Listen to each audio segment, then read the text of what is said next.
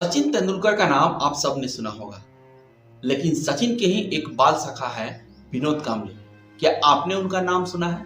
क्या आपको पता है कि इन दोनों के गुरु रमाकांत अचरेकर से जब पूछा गया कि इन दोनों में ज्यादा प्रतिभाशाली खिलाड़ी कौन है, तो उन्होंने कहा था विनोद कांबली।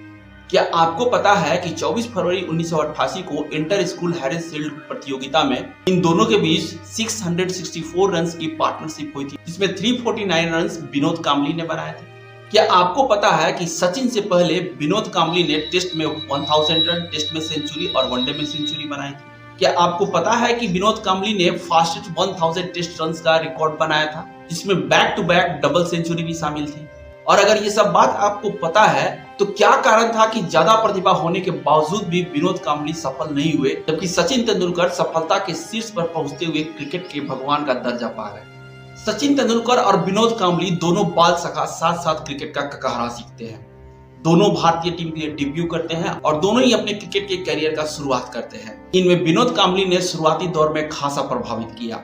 1993 में विनोद कांबली को विजडन पत्रिका ने क्रिकेटर ऑफ द ईयर के अवार्ड से नवाजा था। उस वक्त के बल्लेबाजों के लिए अबूझ पहेली रहे घातक स्पिनर शेन वॉर्न के एक ओवर में 24 रन उड़ाकर रातों रात सुर्खियां बटोर लिए थे विनोद कांबली।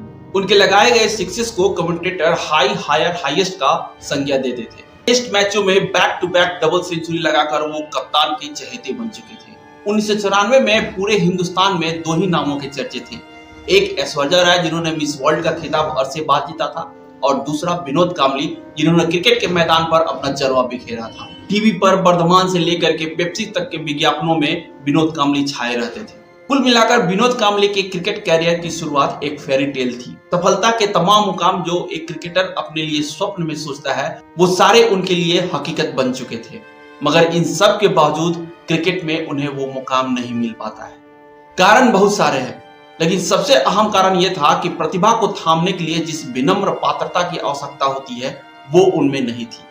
सफलता को संभालने के लिए जिस विनम्रता की आवश्यकता होती है, ज्ञान के अभिमान को बस में करने के लिए जिस विनम्रता की आवश्यकता होती है, उसकी कमी उनमें थी। खुद उनके गुरु रमाकांत अचरेकर से जब पूछा गया कि आप विनोद कांबली को ज्यादा प्रतिभा संपन्न बताते हैं, जबकि सचिन को क्रिकेट का भविष्य बताते हैं, ऐसा क्यों? उन्होंने बहुत ही सरल जवाब दिया। विनोद कांबली क्रिकेट के अलावा बहुत कुछ सोचता है, लेकिन सचिन सिर्फ और सिर्फ क्रिकेट को सोचता है। इसके अतिरिक्त सचिन में विनम्रता और सहनशीलता ऐसे दो गुण मौजूद हैं जो उसे लंबी रेस का घोड़ा साबित करने में सहायक होंगे। अचरेकर सर की कही हुई बात अक्षरशः सही साबित होती है। विनम्रता और सहनशीलता के अभाव के कारण विनोद कांबली का मित्र, परिवार, धर्म और आचरण से रिश्ता टूटते जाता है और अंत में उनका रिश्ता क्रिकेट से भी टूट जाता है। विनोद कांबली को क्रिकेट में मौके बहुत मिले, लेकिन हर बार उन्होंने क्रिकेट को संभालने के बजाय कभी मॉडलिंग, कभी राजनीति, तो कभी धर्म परिवर्तन, तो कभी किसी अन्य मुद्दे पर बेवजह आरोपों का सहारा लेते रहे और अंततः क्रिकेट का यह धूमकेतु धुंधला होकर गुमनामी के अंधेरों में खो जाता है। फैंस के बीच उनकी दीवानगी का आलम ऐसा था कि जब वो बल्लेबाजी के लिए आते थे तो फैंस टीवी बंद कर दिया करते थे, रेडियो बंद कर दिया करते थे, सिर्फ इस वजह से कि कहीं हमारी नजर न लग जाए और विनोद कांबली आउट न हो जाए। क्रिकेट के आसमान में धूमकेतु की तरह चमकने वाला यह सितारा अपनी सफलता को थाम नहीं पाता है और अंत में धुंधला होकर गुमनामी के अंधेरों में गुम हो जाता है। तो वहीं सचिन तेंदुलकर ने सफलता को विनम्रता के साथ स्वीकार किया और उन्होंने अपने इस विनम्र पात्रता को आजीवन अपने क्रिकेट के कैरियर में अपनाए रखा।